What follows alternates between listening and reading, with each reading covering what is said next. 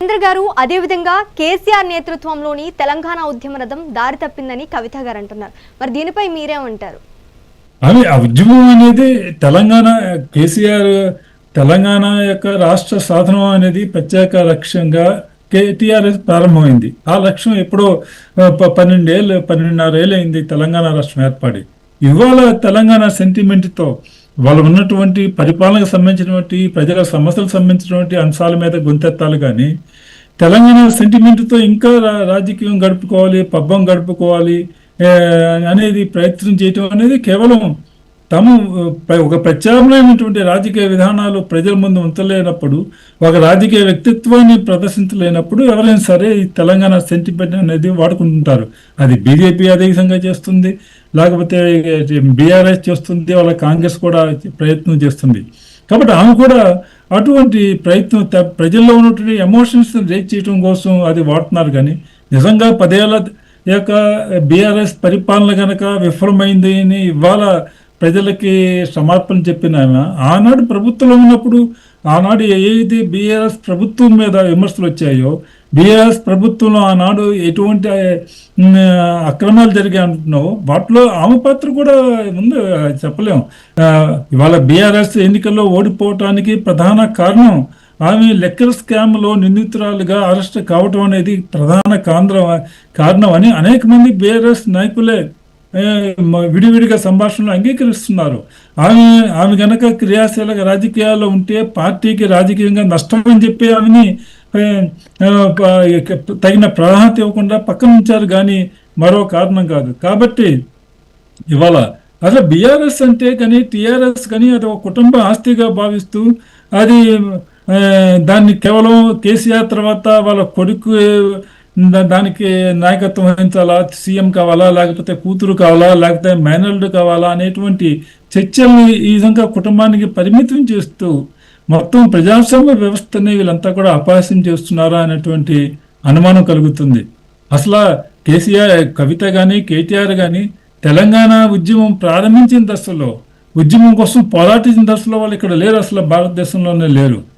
ఉద్యమం ఒక పతాక స్థాయికి చేరి ఇవాళ రేపు తెలంగాణ రాష్ట్రం ఏర్పడితే టీఆర్ఎస్ అధికారంలోకి వస్తుంది అనేటువంటి ఒక వాతావరణం ఏర్పడిన తర్వాత అప్పుడు దాంట్లో అది తండ్రి నాయకత్వంలో ఉన్న పార్టీలో తాము సహజమైన వారసులం అనేటువంటి ఒక ఆలోచనతో వాళ్ళు వచ్చి చేరారు. కానీ వాళ్ళు మొదటగా నుంచి ఈ ఉద్యమం కోసం, తెలంగాణ కోసం అనేక మంది లక్షలాది మంది యువకుల్లాగా పోరాటపడి త్యాగాలు చేసిన వాళ్ళు కాదని కూడా ఈ సందర్భంగా గుర్తుపెట్టుకోవాలి. గారు, కవిత ప్రత్యేకంగా బీఆర్ఎస్ ని ఎందుకు టార్గెట్ చేస్తుందంటారు?